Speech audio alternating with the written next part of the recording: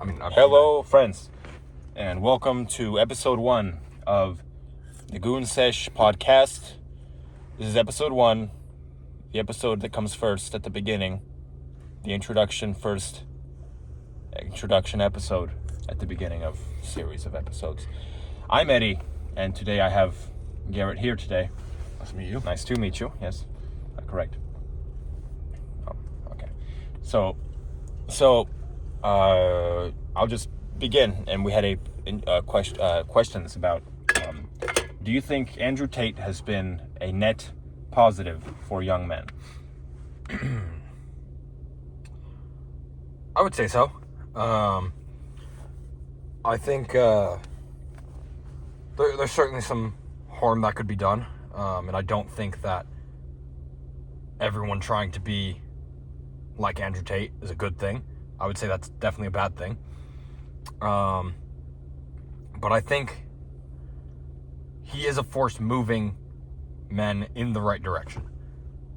I don't think he's a particularly good person. He's not someone to try to emulate, but I think overall his messaging is pushing men away from weakness, away from some really nasty negatives that could come with manhood if taken the wrong way. I think it's fair enough. Andrew Tate, I think it's very obvious he has a lot of weaknesses and kind of, not particularly helpful or productive points of view.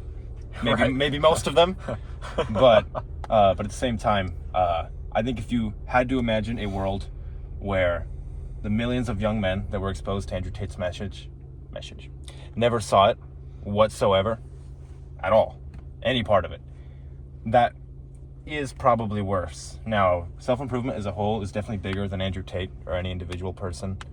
I think there'd still be plenty of what you might call like the big movement of self-improvement for young men. But honestly, I think Andrew Tate probably sparked like a decent half of it.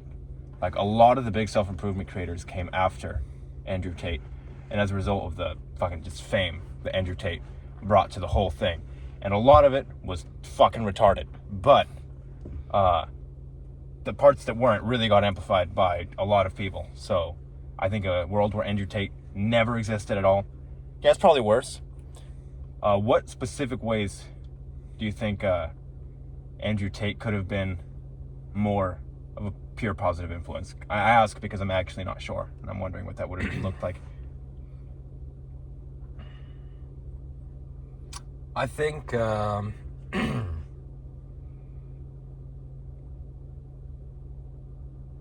not a promoter of extremes, but I think how extreme he is probably is part of what pushed people in the right direction.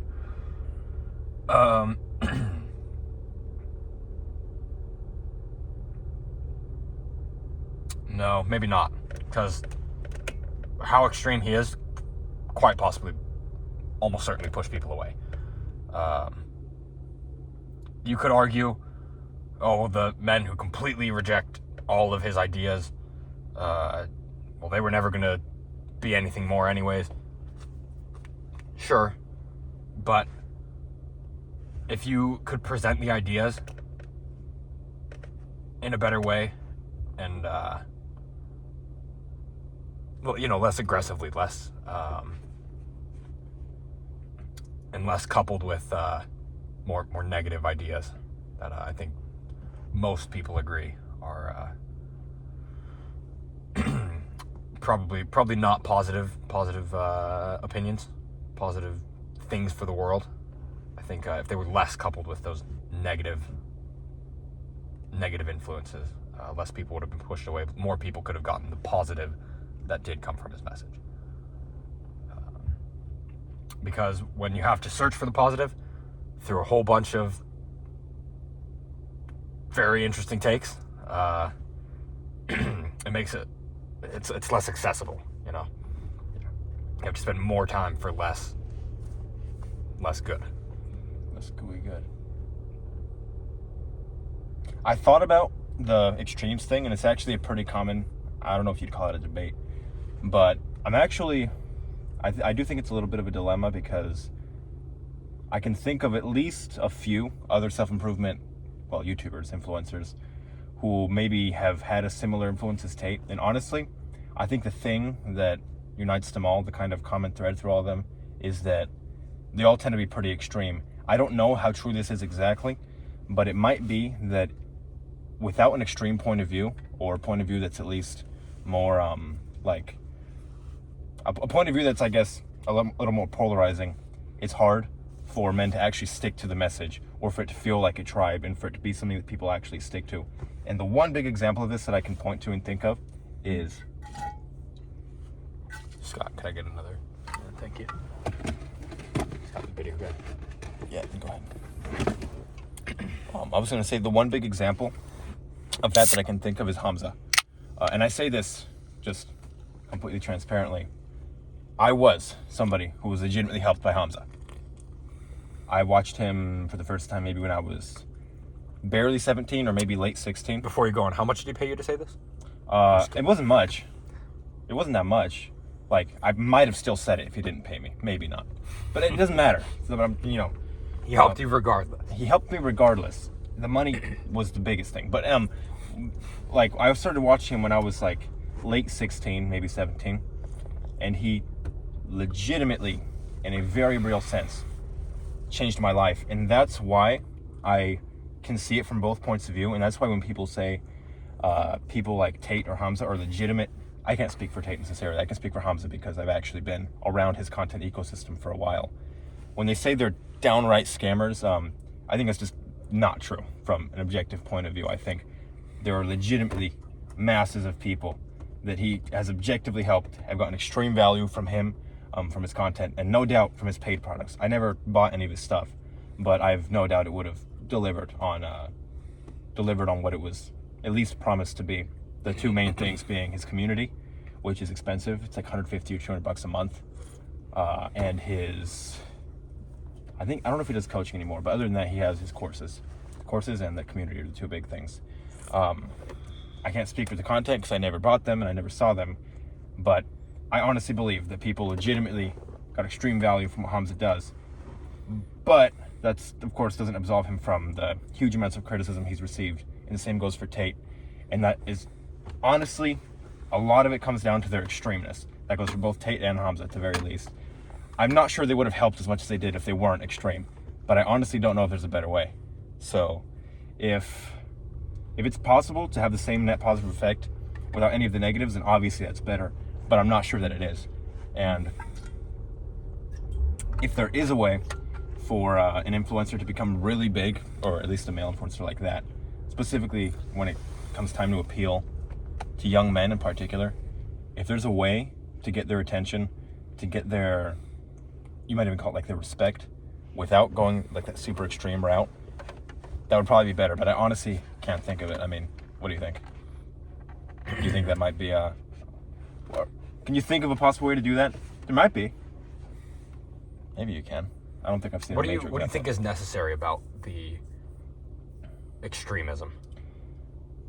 I think it provides, and I'll literally speak for myself, not that I ever necessarily loved Hamza's extremism, but I think it's a level of certainty, pride, and almost even elitism behind the movement. When it's extreme, it's certain, it's like, it feels proven.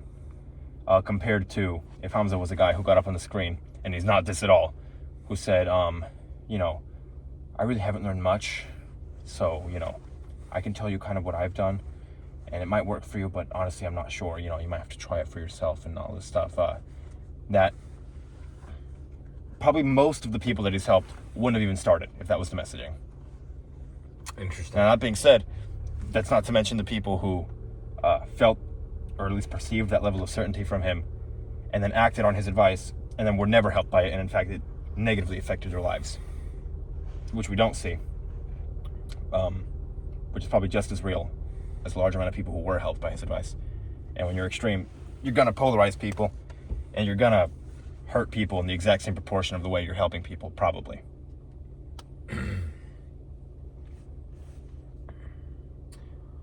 Are there any examples you can think of more middle ground self-improvement content creators? That's what I'm trying to think of, because honestly, I can't really think legitimately, that's what I was thinking. I actually can't. There might be, but again, like, same principle. They don't come to mind as easily. Yeah. They don't come to mind as easily. Because, if you think of any kind of self-improvement creators, like, who are the people that come to mind? Guys like Fresh and Fit. Yeah. That's about as extreme as it gets. That's pretty extreme, yeah. Guys, those kinds of guys. Whereas, the more moderate people, you can't even remember them. They're not as memorable. So I guess that's why they don't have quite as much success. Just as a side note, I'll say something else too. Hamza's actually been a little bit more moderate in his content recently. That's why he's kind of shrunk. Interesting. He's been a lot more, like, I guess you would call it vulnerable to some extent. I mean, maybe not as much as a lot of people would have liked to see, but his current videos get like between 20 to 40 maybe K views per video. He used to be regularly in like the 500Ks. Like, he was a big channel. He is a big channel. He has like 3.5 mil subs or something like that on his main channel. But still, his videos get a lot less than that now. And that's because I've noticed he has no need to like grow his following in any real way using, extreme polarizing points of view anymore. But I honestly feel that his current content is fully authentic to himself, and he is being a bit more moderate and saying, like, he literally promotes, like, in every video, fucking extreme morality and kindness. And his videos are much smaller now than they used to be. Interesting. I don't know if that's related. It could be due to something else. I'm not saying that that's what it is for sure, but I feel that he's less extreme than he used to be, and coincidentally, he's smaller than he used to be, and less relevant than he used to be. Right. I don't know. I'm just sticking on Hamza because I specifically know a lot about him, but with Andrew Tate, I feel like it's a lot of the same. Even though I never got a ton of my messaging from Tate, I can 100%, like, I would believe if it was the same thing with him and a lot of the people who were helped by him. I've never seen The Real World or anything. I don't even know if it's a community or what, but...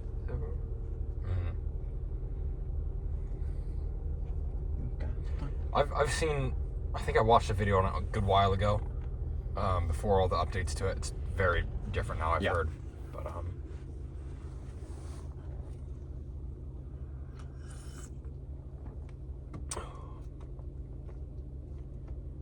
it almost looked like a Discord server, and it was kind of just a portion of it was like a pyramid scheme. Nice, man. Hey, make videos about me. Like, just here's clips of me talking. Make videos of it, like shorts and stuff like that. Mostly shorts. And then have a link in your bio or in the video, whatever. Have a link to get people to sign up. And if people sign up using your link, you get half the money that they make, or half of their membership price, and the other half goes to me.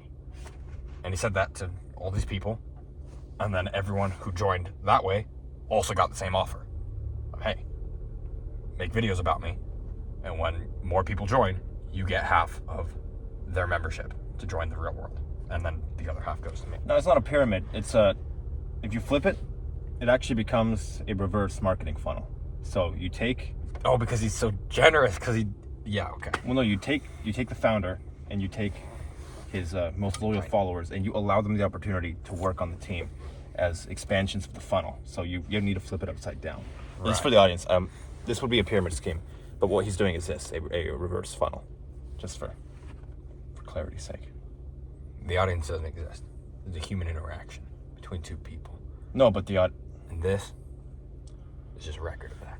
Yeah, so the Andrew Tate stuff, that'll make sense. I mean, we might be hitting a roadblock in terms of figuring out what other types of personalities might actually be able to influence young men as a whole. But the last thing I wanted to end on is, if you were a girl for a day, how many times would you finger yourself?